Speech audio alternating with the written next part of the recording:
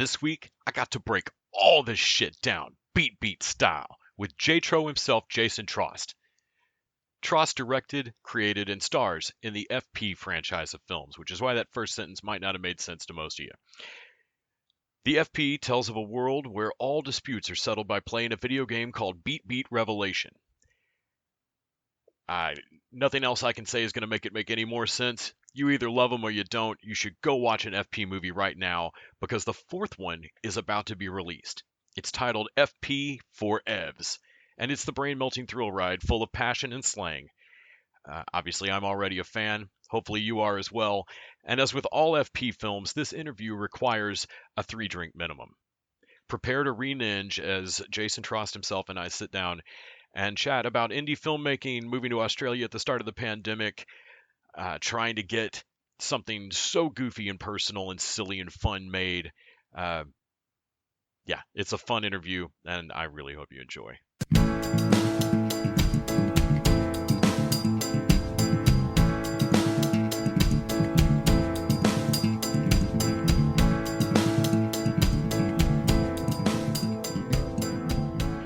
Hi, this is Jason. Hey, Jason. Man, thanks so much for making time today. I really appreciate it. Hey, no problem. Thanks for chatting. Man, I just got to watch FP4, and actually, I just binged through all 4 of them to catch back up. You know, there's so much to keep track of. Geez. It's kind of a brain-melting You sound weekend. surprisingly sober for doing all that. It was a long weekend. Thankfully, I had kept a friend on call. Like, you know, if you just find me in a Floyd hole just in the floor. Yeah, right. Man, those movies are so fun. And in reading, I read an interview with you where you kind of talked about them being a bit of a litmus test. They're clearly not for everybody. They're not meant to be for everybody. And they're a movie that I don't know. Maybe it's when I came to them. I'm 44, and I came to them a little bit older in my life than like seeing these in junior high or high school. But I don't find myself like beating people over the head trying to like, okay, you watched 15 minutes of the FP with me, and you're okay, cool. I'm not going to keep shoving that at you. No, you get it or you don't, and it's pretty immediate. And it is definitely a litmus test for, it's just a certain type of sense of humor that people either have or they don't. And I'm never offended if someone doesn't like it because I know how obscure and bizarre it is. So it's one of those things where it's like, you get it, great. I'm probably going to get along with you fantastically. If you don't get it, we might not get along. I feel like nowadays that easy. There's a lot of fan base. I mean, I'm a huge nerd, and I feel like it tends to be all or nothing. I either love all of Star Wars or I don't, or I love all of Marvel or I don't. And it just seems silly. When I remember being a kid and kind of half liking all of it. When it comes and that's like what I wanted to do with these movies is just to explain that point. I'm sure is that I couldn't have said it better myself than what you're saying, and that's why each one of these I try to make it feel like almost a different genre or different. Like I like it that you might not like one, but the next movie is going to be completely different, so you might like that one. It might be for you. And at the same point, like, you make these Star Wars things and Marvel things now, and it's like, as a filmmaker too, you're like, why do I just want to make the exact same thing every single time? And I like what this franchise has kind of become its own beast at this point, to where it's like anything's on the table, as long as the next entry is crazier than the last. Like, that's the only thing that is the mission statement. Well, like, is this more ridiculous than the last one? And we were noticing watching through them. I was noticing watching through them that they're very different genres. They feel like you're going at different things. Like, oh shit, here's our Escape from New York / Running Man / here's the Indiana Jones one, mummy movie kind of vibe. And I love that in each of them. And it kind of got to my very first question watching these, which is, I know that this is an idea from when you were 16 or so, and to keep that going, for one movie is kind of a huge leap. I mean, everybody listening to this has surely had a fun idea with their friends that they didn't take all the way through post-production. Yeah, exactly. But then to make sequels, you've got to keep it fun for yourself. And, just making a satire of goofing when you're 16 is not going to keep it alive for you, for the amount of real work that it takes, I know. So can you talk a little bit about making those decisions that kept it alive for you? Yeah, I mean, it's always just been like, like you're saying, like you come up with these ideas when you're 16, you never really run with them. But whenever I make one, I get excited again because I'm like, oh, I get to go back to that time where I didn't think about the things you think of as an adult filmmaker, which is like, is this marketable? Will people fund this? Like all the XYZ of like the mathematical equation that sucks the soul out of movies. You don't think about any of that when you're in high school because you're like, what's just ridiculous and going to be a lot of fun to make with my friends? So why I keep falling back into these movies is that it's just the Venn diagram of like, what do people want to watch versus what's the most fun for me to make? And we've kind of like developed this really amazing like fan base of people at these movies, and they keep coming back and they keep throwing money at us to make more of them. So I'm like, I'm kind of in the best position because I get to go back to that time where I don't have to like nickel and dime everything and be like, well, this isn't going to be marketable. We should change that element of the story. It's like these movies have none of that. It's all about whatever the craziest, silliest thing I can think of. And like, I have to go back to like my 16-year-old brain. And I usually go back and like fire up Grand Theft Auto San Andreas again or something and try to like put myself back in that mindset before I start writing a new one. I'm like, okay, I'm back. I'm 16 again. What do I want to do? Yeah, I get the sense that if there was a test marketing, like, well, the ending of FP3 didn't test well. That like what we're really meaning is like a bunch of my friends threw beer bottles at the wall when I screened it for them and like, all right, well. Yeah, and honestly, that is basically our test screening process. I don't have big test screenings for these movies because quite frankly, with these movies, I'm like, I really don't care. I'm making what I want to make. You either like it or you don't. And if my friends liked it because I made it with all my friends and then we watch it together and there might be a note or two here or there, but like, we'll then like pull in some randos, like right before it's done, like some friends that don't really know anything about it. And like, as long as they're like, what the fuck was that? I'm like, perfect. We nailed it. If they understand it, it's like, no, we got to go. This isn't weird enough, guys. We got to go back to formula. Next one's got to knock it out more. People were following along too well. I know you've talked about having to make sure as you're writing scripts that you're also going to be the filmmaker. You're going to stick with this to go find that location or whatever. Maybe don't screw that guy.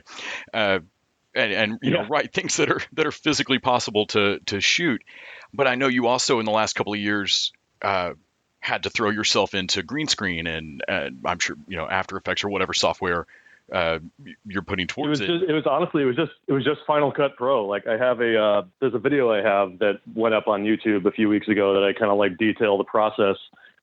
And it's basically like moving Photoshop where you just have like 100 different layers of videos or like pictures. Like I'll go out in the wild and just like, oh, that rock looks cool. Put that in the background. And I'm like, oh, that mountain range is cool. And I'll cut that out and put that in the deep background. Like, oh, those clouds are cool. Throw those back there. And you just like marry it all together with like layers of like real smoke and fog and lighting and whatnot. And it kind of just becomes these movies because I was in the pandemic and we were locked down here in Sydney for like 6 months. And I'm just like, well, I have all these pictures from like location scouts of all these different things I've done over the years for other movies. I'm just going to dig into my archive and start seeing what I got. And I just kind of made this world out of like pictures and like video plates and things I had over the years. It's pretty cool. It made it feel like all that stuff wasn't a waste of time for like movies I didn't make. I was like, oh, I can actually use this stuff now. Go me.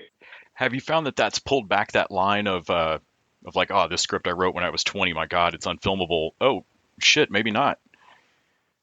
Yeah. And honestly, it's awesome. It's amazing. Like I can kind of do whatever I want now. And that way it's just like, oh, it's going to be a lot of work, obviously, but like, it's not impossible anymore. Cause I threw my whole rule book out the table. Cause I used to always tell people like, don't ever put something in a script if you don't physically have it or know someone who physically has it, which is still good advice. But when it took 2 or 3 years to learn this crazy VFX process that I did because, the whole world was shut down, it changed my mind, but it's honestly made it really hard for me because now I'm like, oh, well, I've got like these 20 unfilmed scripts or ideas or whatever I have lying there. Which one do I make? And like every week I'm like, I'm making that one. Next week I'm like, no, I'm going to make this one.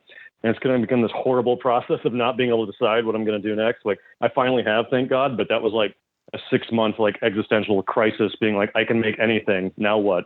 You kind of need restraints, Do you feel like, I know you've always had some kind of hand in the effects on the FP movies or in all pieces of them. Yeah. But has that kind of brought up the little kidness of growing up with your dad doing effects and stuff? Has it kind of brought movies back even more for you? 100%, because I was doing practical effects with my dad forever because he has always been doing that. So I grew up on film sets doing that with him. And I was always making my little like G.I. Joe movies or whatever on the side, like using some of his effects equipment, learning how to do it and all that. And now it's like I've kind of taken it to like above and beyond like the next level of like, oh, this is the new form of effects. And I've learned how to do that. And I think there is something cool about like, oh, I'm just doing the new version of what Dad used to do.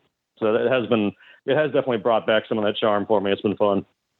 I didn't start covering Fantastic Fest until I think FP2 was coming out. I saw it as I think part of the press screen package.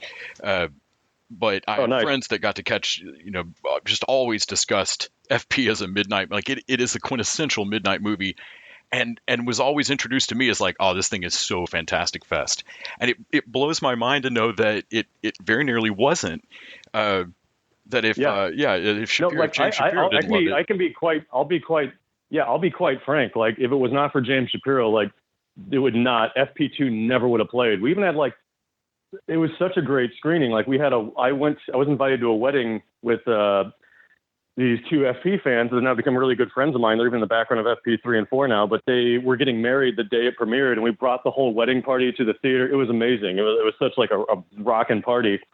And yeah, Fantastic Fest, they were very snooty about it. I'm like, no, we can't play it because like they're above that or whatever. And I was like, but this movie was Draft House. Like we were like one of the first Draft House movies, and your whole festival is Draft House. And there's like, So it was really, I thank God for James Shapiro. Well, and otherwise, like there would have been no Fantastic Fest. And through that connection and keeping up that, it's partly James he's at XYZ now, correct? Yeah, no, it's 100% because of him that we're being released from XYZ. This would have been released basically out of my trunk of my car, like the rest of them, had James not shown up and just been like, let's do this for real. He's finally in a position where he could do it. And I was like, oh, awesome. Like, I don't even know if there would be, like, because James also, these movies, FP2 had like a limited theatrical release at the Alamo Draft House, which he was completely responsible for. And like, he is so instrumental in every FP all the way back from the beginning, because he was on the distribution team of FP1. That, like, if he didn't exist, I don't know if there would really have been FP2, 3, 4, just from having someone like that actually has like clout and is awesome to be like, keep going, do it. It's just been awesome. Well, I feel like that's the feeling I get watching all of them is that watching them feels like a power up. I'm in post production on a thing right now, and just seriously watching them is like a power up on like, no, we got to get the band together. We got to all ride bikes. We're gonna make this fucking movie, and you can see all the way to the people in the far background that these aren't just like, hey, get some friends to come stand around. Like, everybody's in it. You got to be there for it, to have costumes put you in that shit. I mean, God, to get the actors to say the lines correctly, I cannot imagine. Oh yeah. It's a whole thing. I mean, but it's funny because with all the people in the background since FP2, that's been like one of the big perks on like the Indiegogo funding campaigns, has been like, come be a silver screen mugger and you get to come and hang out on set and be in the background. Oh yeah. And they at first, like in the second one, they came with like a little bit of gear. They didn't really know what to get in for. And then we kind of like dressed them up with what we had. But like in 3 and 4, people just came fully decked out. Like they kind of got the universe at that point. And when everyone got picked up from like the hotel and came out to like my dad's like, effects ranch where we shot like those scenes, it's like these people, like they're in the hotel and it's like, what is going on? It's like, might as well be like one of those, like, it's like Burning Man, but FP, like everyone's just right. Like the detail they put in their costumes too. Like, some people just have like a bandolier of shots and like, they really get like the whole world, like all their costumes are infused with beat and alcohol. And I was like, I can't really do it better. You guys got this. And they all just hang out and party on set. And so it feels very authentic being there. So with actors, you don't really have to tell them much. You're like, yeah, that's the world. Action. When I see stuff go through in the background, like Forklift, or do you have anybody that is that's a particular unsung hero where you think, God, they came through on FP4 and made that moment magic? Oh man, I mean, just mentioning Forklift, like that's my buddy Jeff Howell, and he's been there since the beginning. And he was always just a buddy to where like he liked taking pictures, and he was a buddy who worked on, like, I met Jeff when I was 18 on another movie that he was in called Outside Sales. And we just kind of kept up over the years, and he just keeps showing up, and he loves just coming and hanging out. He's like a stay-at-home dad. He's hilarious. He's really good at taking photos. So it started like, hey, come be a set photographer, take some pictures. Cause that's always fun, because I never have time to do that. And it kind of evolved. We're like, Jeff, we'll throw you in the background, this and that. And in FP2, I had this character, a forklift. I'm like, it's got to be Jeff, because Jeff's huge. He's like 6'5" and like, ex-football player kind of build. So he's just like this massive guy, and he's hilarious. And the more and more he's in the background so much, and like you saying like unsung hero, it's like all the, he's like most of the mutant back, like, the Prime Mutants. He's like in those costumes. Like in the third one, he's a lot of the undrunks coming at you. Like I have him in so many different places in so many different ways doing things, and he's kind of just always there. And like when we go out and have too many drinks, he's the guy picking me up and putting me back in the car. He's just always kind of there. But unsung hero post-wise is definitely Michael Lee, though, who he is my buddy who he has a 3D printer and he loves making those things. And then he just basically became our whole art department of like building all the beatniks through 3D printing, building like, the spaceships or whatever we need. It's like all the duck statues, all that stuff. I'd like give him this outlandish thing and do like a little crappy sketch. And I'm like, can you make this? And he's like, oh yeah, cool. And he's super chill. And then like, a day later, you're like, I have this amazing duck statue. How the hell did you do that? He's like, oh, wasn't too hard. Oh, that's great. Yeah, I was wondering. I think his credit reads as the art department, and I was cracking up of like, there's got to be a story behind the article at the start of that. Yep. Yeah, 100%. Because like, and that's like when I'm crediting people in these movies, I'm like, I can't give you like the traditional things. Like mine just says post production because that's the truth. Like I'm doing all of it. I don't want to like write my name down 20 times. No, that's you look ridiculous. insane. Yeah. Like, there you go. Yeah. It's already there like 5 times regardless, but like we don't need 6. Between FP1 and FP2, I had a friend of mine and I that had it as headcanon that this was only happening in like a 2 area code max place, and that if you wandered 30 minutes outside of the Fraser Park area, you'd run into just California going, God damn it, these fucking Fraser Park. Which was kind of the idea initially, but then like Draft House, they got a hold of it and started marketing it that it was like post-apocalyptic, and I was like, oh yeah, I guess so. And so then I just I was like, yeah, it could be. That sounds fun. I love those movies. And then that just became kind of the lore of the movie, like outside of it. And I was like, all right, I guess we'll run with it. That's what people want. And it's really funny because I always cite it when you watch Mad Max to Road Warrior. The first Mad Max, like, is it the post-apocalypse? This kind of seems like shit's kind of fucked in that town. And the second one's full blown. Like, so that was always my, kind of track with that. I was like, all right, we're going Road Warrior for the sequel. Now it's just a full apocalypse, whatever. Right. Yeah. Now we're spoken. Yeah. By the fourth one, we're mining booze. And I love that. Consequently, like each movie either kind of re-explains what's happening, but kind of retconned, or has it as a plot device that we're literally going to throw someone back in time to retcon this franchise. And I love that just rolling like, I don't know. To me, it adds up to that skating rink nerddom of my little kid life when I was a little kid, just arguing with friends about where we thought the Star Wars movies would go, or what we thought and shit would just get retconned and whatever. You just rolled with it. Whatever's the next coolest thing to add, Exquisite Corpse this story along. Yeah, because like now things get so boring because they're so interconnected and things are so explained. It's like, and if you do one thing off, you're just like, oh, you can't do that because there's all these rules. And I'm like, the last thing I want these movies to have are like rules.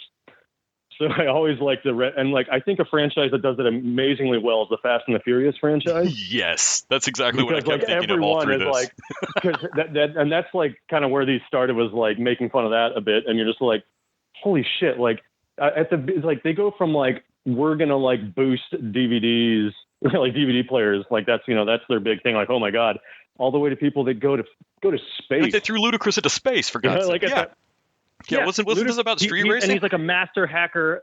Yeah, he's a master hacker astronaut, and he's went from some guy that like was in Miami like judging street races. You're like, this is awesome. Yeah, I love that franchise is just like, screw it, anything goes. And I feel like with them too, their rules, like, it's just like, as long as it's about family, you can do whatever the hell you want. Well, and the same logic works just fine in the FP. I mean, wasn't this about playing Dance Dance Revolution for bottomless alcohol? Just to control the booze at the liquor mart, because it's turned everyone into drug addicts, and now it's become like this intergalactic, whatever it's going to become by 5. That it's just, I don't know insanity. Why KCDC slapping away water because he's allergic. I don't know why. It's just endlessly fucking funny. Just my brain chews on it for the entire, like, watching all 4 movies of like, but no one's drinking water. They had a kid. Like, no one drank water during the pregnant. How the fuck? Like, how insane is everybody's logic in this in this world? Yeah, I knew that I wanted to make wet shit be something that everyone was allergic to and like would die kind of thing. Like, because I was motivated by that and it's silly because it's actually like a serious motivation that I just turned silly because I love Miyazaki and like, Nausicaa cartoon and like I loved the graphic novel he did. And then, like, spoiler alert, like towards like the end, it gets to a point to where it's like, even if the world became clean again, they couldn't live in it because they evolved to a point where their bodies are so used to the toxic jungle and all that stuff that like it would kill them if they had clean air. And I was like, oh my God, of course that's FP. Like it has to be like if they actually had water or something good for them because they've, evolved to drinking booze, they'd die. Yeah. And then like, I'm like stone cold sober. Yeah. Frozen people. This is great. At every point that someone talks about the prophecy, like they're very clear that no, this saves the planet. I mean, you are all going to die. But then you hear the explanation and you're like, actually, this cycle is kind of a good thing. It like brings like, vegetation back to the world, like water, and it's good for the planet. It's just really bad for the humans. The slow dawning that seeing the map and like, wait, is the wet shit just a river? Is that just water? Holy God. Yeah, it's just an ocean. Yeah, gotcha. Yeah. So I want to thank you for being responsible for my friends and I, constantly yelling at each other. Oh shit, that motherfucker just stood up. And just dumb things like that over and over. Oh my God, the lines in this are just exceptional, and it all it's a miracle to see one movie that feels this much like friends having fun on screen and yet comes off well. It's really remarkable to see four of them in Corona House and everything you do. I think you've got a really great tone and spirit to your filmmaking. Well, thanks. I really appreciate that. That's, it makes it all worth it. It's good to hear. I also think, re-explaining the movie and retconning all of it helps people who are possibly jumping in at number 4. I'm really hoping that 2 and 3, I mean, they're out there. People can go buy them, stream them. Yeah. Buy them from you. But I'm trying to, and this is the thing I'm trying to work with James on right now, and he seems into it, but I don't know how much I can say or whatever, but trying to work on an FP box set through XYZ. Oh, that would be great. That has all of them. Yeah. At least we can get like a nice physical media collector's edition of the trilogy. I'd be stoked. Yeah, that'd be amazing. I mean, people can also go check out the Duck Fit episodes, and there's it's a blast, and it's like we said at the start. We use that to fund FP3 and 4. I was like, oh, what can we do to make like some content? We don't have a new movie to sell off or anything. Like, oh, let's just go up and make of course, if we're doing this like a franchise, there's got to be the JTRO workout video at some point. Like, yeah. Well, and that montage is fantastic. I kept telling a buddy of mine of like, you can go get this training, right? He's like, bullshit. No. You can get this. You too can be Duck Fit. Yeah, it's very I don't know how you do it that drunk, but you can do it. Yeah. It's a mission. Man, thanks so much for talking to me about all this. I knew this interview was just going to be loose and me trying to not completely fanboy out. Oh, dude, these movies are so fun. Nuts. These interviews are great because I'll have the other ones too, where people clearly haven't watched the movie or they don't like it, but they're just trying to find something to talk to me about. And like, this has been fantastic that you actually are a fan. You have known of them forever, and we can actually talk about them. Not like, can you tell me about maybe some of your other movies? Like those ones are really fun. You're like, aren't we supposed to talk about this one? Okay, sure. I mean, I'll talk about the background movies, of This Is the End. Can we just talk about that? Yeah. How's it to work with James Franco? Well, he's a dickhead. Oh. And okay. Yeah. No, I was kind of thinking about that these things have to be no in between. I would think it's either people who are 110% on board to nerd out about it, or people who are just baffled. Because that seems to be the reactions I get from my friends of like either a soft pat on the head of like that's nice, Les, or they're sitting down on the couch and like, fuck it, there's 3 more of these. Yes. Mm-hmm. And that's the idea. And that's why I would love to keep doing them as long as I'm physically able, just because like my dream is that someday you could be like, there's 10 of these fucking movies. Like, Jesus. And just for the point, just for the joke for me to just know that there's 10 of these out there or something. And then people are like, oh my God. That's the ultimate joke for me. That something like this has like more sequels than Harry Potter would be awesome. Well, and I want to say in one of the interviews I'd read with you that you'd kind of touched on this, that the movies get funnier the more seriously they're taken and they're making. Like the more dire the stakes get, the more spiritual and huge and earth-saving this shit gets, and it's still rooted in beat revelation. You know, that just the funnier the joke gets. So they're being, for me, 10 or 15 that's what makes me laugh. I don't know if anyone else thinks that's funny, but for me, that's always the joke, is like, let's just make it way more serious. Well, I mean, the handful of people who do think it's funny, you know them by name. They've thrown in money. Yeah. The upside and downside of crowdfunding. You know us all by name. Oh yeah, exactly. Who's a fan of this thing? Thank you so much, man. I really can't thank you enough. Of course. My pleasure, man. Thanks. Your wife as well in these movies is fantastic. Tally's amazing. She's the reason I can do these. She has a real job. Well, and she's just great there's something about adding in a bit of Australian slang into what was already this indecipherable FP slang. That somehow like, how do we make it even more confusing? Australian accents. God, the first time that she tacks on "ado" at the end of something, and I just stopped. It's like, I don't know why my brain just melted. Like, we now have that in our normal lexicon, so we'll be saying that stuff to each other, and we realize if we go out with people we don't know that well, and they hear us say something like that, they're like, "What the fuck did you just?" I'm like, "Oh, sorry. What we meant to say was." Right. It's like when you first learned Pig Latin or something as a kid. Yeah, it is like, it's become like that with all of our friends and people work on these, and we start talking to each other and you have a drink or two, you kind of start chatting in your own little FP language, and then like whenever anyone else is around, you're like, okay, shut up, they're gonna think we're weird. Cool down. Yeah, I bet production just gets absolutely insane with it, because you really would fall into the speak. Especially after a couple White Claws and 10 hours. The duck claw cans were fantastic. That's another Michael Lee special. That was another like dream thing. I was like, can we do that, Michael Lee? He's like, yeah, I think so. And the next day he's like, he has a duck claw, and I'm like, how do you do this? Oh, that's great. That's great. Oh man, well, this has been wonderful. We'll let you get on with your day. Thank you so much. Thank you so much.